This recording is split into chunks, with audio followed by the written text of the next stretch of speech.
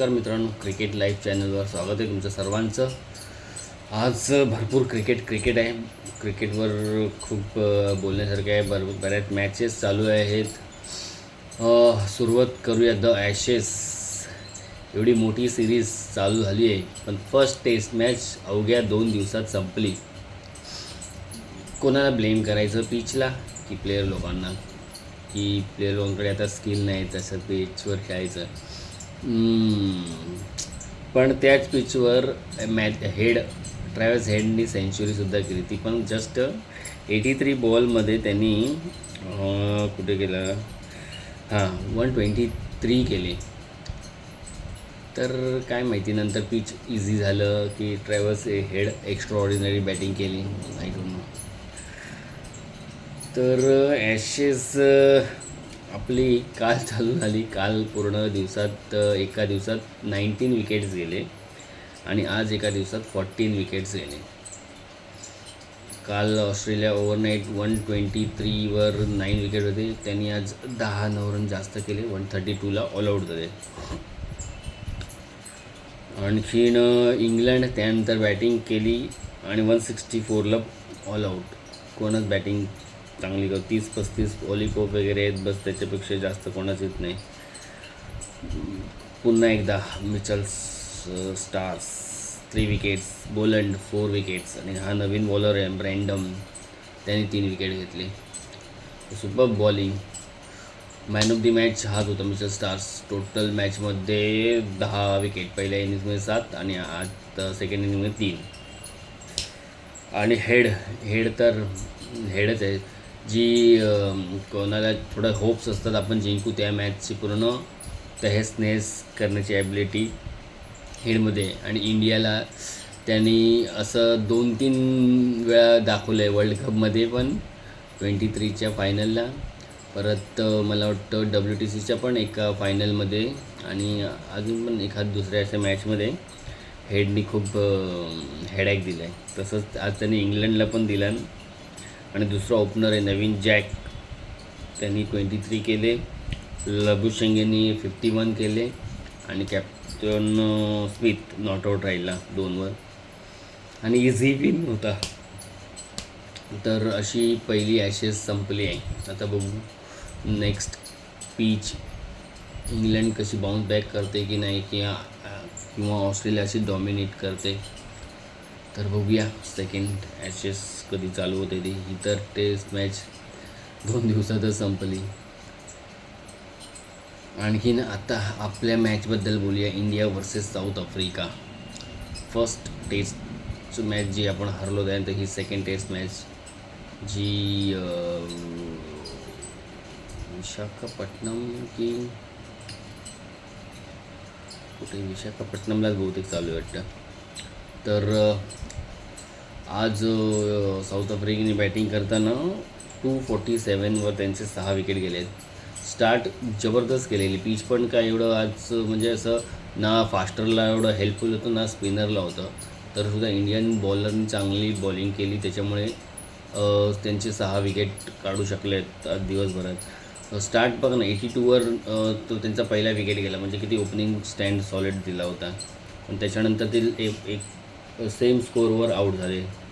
Markram 38 करून out झाला, Rickelton 35 करून आऊट झाला. 82च्या स्कोअरवर हे दोन्ही विकेट गेले.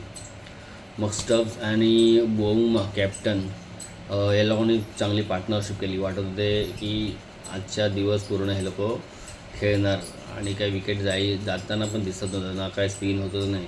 पण ह्या लोकांनी टाईट बॉलिंग टाकली आणि विकेट बहुमाचं विकेट मस्त. त्यांनी खूप कुलदीपनी फ्लायटेड वगैरे असे बॉल टाकून बहुमाला शेवटी त्याला मारण्यासाठी भाग पाडलं. तर बहुमा असे शॉट मारत नाही, तर बहुमाला मस्त आऊट केलं. त्यानंतर जॉर्जियाला हे पण म्हणजे सगळ्यांना स्टार्ट मिळाली. स्टब्सनी 49 केले, बहुमा 41, जॉर्जी 28. मल्डर पण चांगला खेळत होता, पण वेड्यासारखा आऊट झाला तो पण. जॉर्जी पण मस्त खेळत होता. जॉर्जीचा दिवस जस्ट संपता तो आऊट झाला.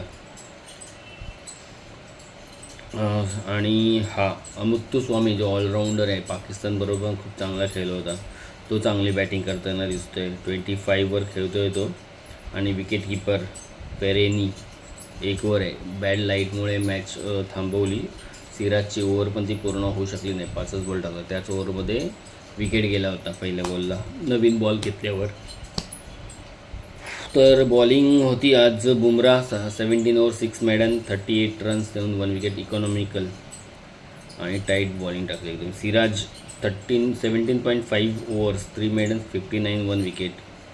सुंदर 14 over 3 maiden 36 wicketless. Kuldeep 17 over 3 maidens 48 run 3 wickets. Jadeja 12 overs 1 maiden 30 run देऊन 1 विकेट. कुलदीपने मस्त बॉलिंग केली. स्पेल त्याचा खूप छान होता, फ्लाईट देत होता वगैरे, त्याच्यातच त्यांनी गटगोल. आणि ह्यांनी कॅच पण मस्त घेतली के एल राहुलनी स्लिपमध्ये. तर असं आहे. आता बघूया उद्या पण आल्यावर जर त्यांचे जे तर ती 4 विकेट उरले आहेत ते जर लवकर आपण घेऊ शकलो तर चांगल्या इंडियाला चान्स आहे ह्या टेस्टमध्ये बाउन्स बॅक करायचं.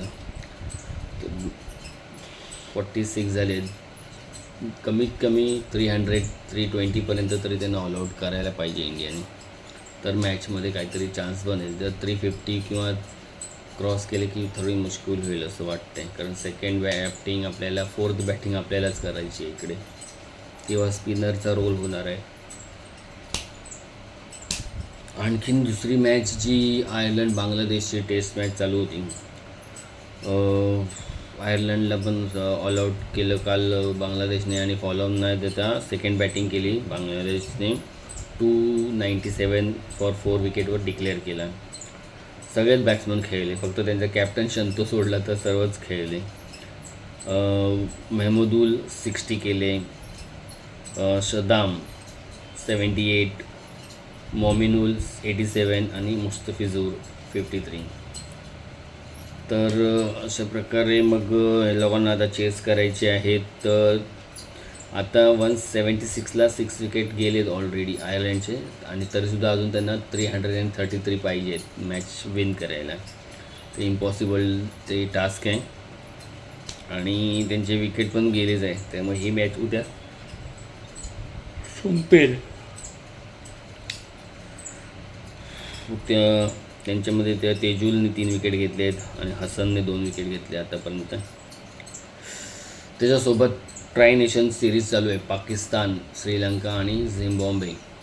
काल एक मॅच झाली, आज एक मॅच झाली, श्रीलंका वर्सेस पाकिस्तान T20, ज्याच्यामध्ये श्रीलंकेचे तारेच सध्या खराब आहे दिसत आहे. झिम्बाब्वेबरोबर पण हरले 95वर का परवा ऑल आऊट झाले आणि 67 रनने हरले. आणि आज सेम पाकिस्तानबरोबरसुद्धा हरले. Pakistan won by 7 wickets. 3च विकेट गेले पाकिस्तानचे, स्कोअरच कमी केले, 127 केले 7 विकेट्सवर श्रीलंकेने. त्याच्यामध्ये पण तो जेमित लियांगे तोच कुठे चांगला खेळतो आहे, 41 हायेस्ट स्कोअर तोच आहे, 38 पण बॉल खूप 38 केलं आहे. आणि मोहम्मद नवाज याच्यामध्ये खूप इम्प्रूव्हमेंट झाली. पाकिस्तानचा एकमेव प्लेयर आहे सध्याच्या याच्यात जो इतकी वर्ष म्हणजे एवढा एव्हरेज होता तो, पण त्यांनी आता कमबॅकमध्ये जे काय आता तो वर्ल्ड कपपासून मॅचेस खेळला आहे ना, बॅटिंग बॉलिंग सगळीकडे परफॉर्मन्स त्याचा सुपर आहे. आणि गेल्या कितीतरी मॅचला तो बॅटिंगच्या वेळेला रन पण करतो, बॉलिंग आली की चांगली बॉलिंग पण टाकतो, इकॉनॉमिकल टाकतो. तर खूप चांगला ऑलराऊंडर सध्या तो त्यांच्यासाठी आहे. Hasan Nawaz man of the match तोच होता. 4 ओव्हर 16 रन 3 विकेट्स. आज बॅट्समन पाकिस्तानचा Sahibzada Farhan 80 runs 45 balls. Saim Ayub 20 runs 18 balls. Babar Azam 16 run 22 balls. Captain सध्या कॅप्टन लोकांचं बॅड पॅच चालू आहे वाटतं सर्वच. सलमान अली आगा कॅप्टन त्यांचा 0. उस्मान 5 रन्स. चमीरानीच फक्त 2 विकेट जे काही गेले त्यांचे ते चमीरानीच घेतले. 3 ओव्हर्स 29 रन्स आणि 2 विकेट्स. तर अशी त्यांची ट्राय सिरीजची ही 3rd मॅच होती. तर बघू अजून येणाऱ्या मॅचेसचे आपण अपडेट करूया. तर मित्रांनो, आता ॲशेस तर संपली 2 दिवसात. लोकांचा इंटरेस्ट थोडा आता कमी होईल. जे चांगले मॅच होतात इंग्लंड ऑस्ट्रेलियाचे, त्याच्यामुळे आता इंडिया आणि साऊथ आफ्रिकेच्या मॅचमध्ये बघूया उद्या. जर लवकर ऑल आऊट केलं इंडियाने आणि बॅटिंग इंडियाची कला आली तर स्टेडियम पॅक्ड असेल. संडे आहे उद्या, तर इंडियाला चान्स आहे कमबॅक करायचा. तर इंडियाने कमबॅक करायला पाहिजे आणि निदान सिरीज 1-1वर टाय करायला पाहिजे. बघू काय करतात उद्या, कळेल. तर मित्रांनो, असेच जुळून राहा आपल्या चॅनलशी. व्हिडिओ आवडला तर लाईक करा, शेअर करा आणि सबस्क्राईब करा. थँक्यू.